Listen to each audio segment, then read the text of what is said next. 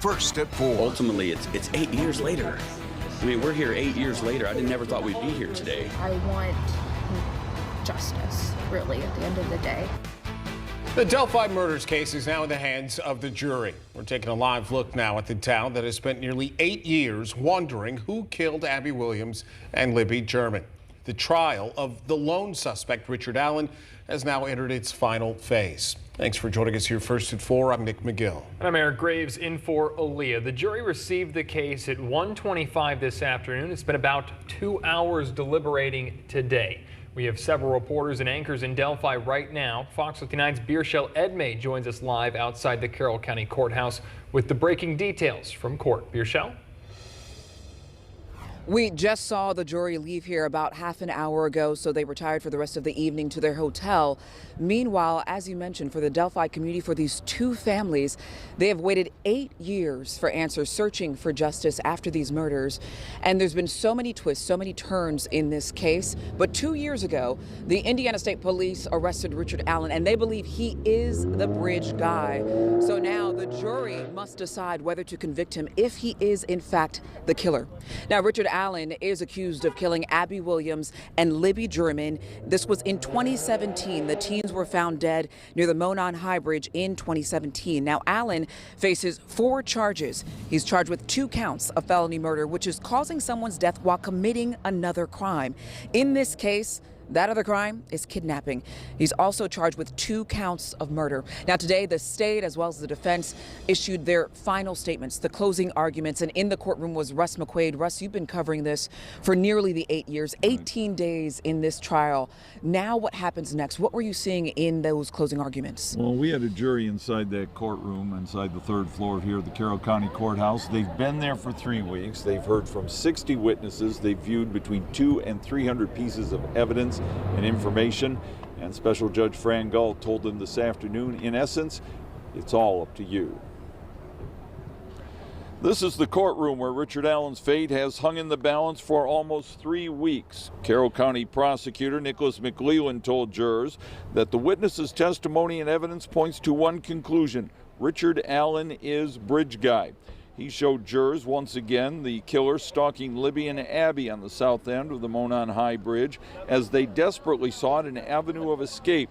Richard Allen had a gun pointed at them to exert power, said McLeland, and that gun ejected a bullet found near the bodies that matched a gun found in Allen's house. He left behind his calling card, a bullet, the prosecutor told the jurors. And there's the cell block confessions from Allen while he was locked up in a maximum security prison awaiting trial. He gives you details only he would have, only the killer would have, said McLeland. But it was Allen's incarceration in solitary confinement for more than a year, resulting in psychosis, that bolstered the defense argument for a not guilty verdict. If somebody was bearing down on you for the murders of 2 girls, your response might be the same, defense attorney Brad Rosie told the jury. Solitary confinement is damaging to a man's brain. Rosie went after the Indiana State Police lab results that found a tested bullet found at the scene matched Allen's gun. The magic bullet is nothing more than the tragic bullet, he said, an example of bungled ballistics. And then investigators should have taken a harder look at a neighbor near the crime scene whose story had changed about what he was doing the day Abby and Libby died. When Judge Gull gave the instructions to the jurors, she said they must give weight to reasonable doubt, and if everything comes out 50-50 between the evidence of the state and then what the defense has presented, she says the presumption of innocence must go to the accused man. That jury, Beershell, deliberated for just 2 hours this afternoon. That's barely enough time to elect yourself a foreman and decide, okay, where are we going from here? Now, keep in mind, the closing arguments, that's the time where they wrap up everything, and they're supposed to give the jury a lot to weigh in and figure out where do we move from here. So the 2 hours now, seeing how short of time they had, when you think back to the closing arguments, would you have expected it to be that short of time?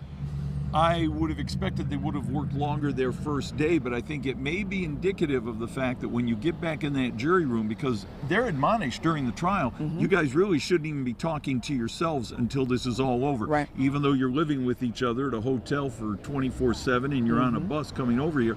So I think it's indicative of the fact that they go back in that jury room, they sit down, they take a deep breath, it's all on us. Who wants to be foreman? And of course everybody looks away until one guy Someone steps has up to and says, say yes. I'll do it. And then it's like, okay, what do we do now? And everybody goes, I got 60 pages of notes, I got 30 pages of notes. Folks, we're going to need some time to figure out where we are in this thing. Let's catch our breath. Let's all go back to the hotel, get a good night's sleep. Everybody look at your notes. Let's really hit the ground running tomorrow morning. That would be my guess, as opposed to, let's say, an immediate verdict.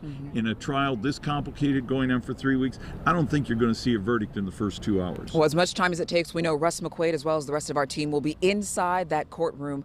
But in the meantime, we also want to make sure we're centering everything here around these two girls, remembering Abby and Libby, who were killed here in 2017. As we've mentioned before, the two were best friends who were just on a hike on the Monon High Bridge, and we want to make sure that you can see their faces and really learn more about their stories. So over the years, the Delphi community has come together to honor their lives, their stories. Abby and Libby Memorial Park is now the most permanent way that honors them in Delphi. It was dedicated more than 3 years ago. Libby's grandparents say the idea started with a plan just to buy some bleachers for the girls' softball field. Now it is so much more than that. It's also a space for the community to remember and to gather. So as that happens, just know so many people here are taking time to honor these girls. Just right beside me are ribbons in their two favorite colors. We're going to continue to do the same here and make sure we stay on top of this case. As we've just mentioned, the jury deliberated for 2 hours. This case is now in their hands. We'll be watching to see what happens here tomorrow. In the meantime, we want to send things back to you, Nick and Eric, as we continue to watch. All right, Beershell, thank you so much for that. Of course, we're going to keep our eyes on what happens out there in Carroll County for full coverage of how the girls are being remembered, as well as the Delphi trial itself. As those deliberations continue, you can tune into our later newscast, as well as follow developments online on our website, fox59.com. Well, let's take a look.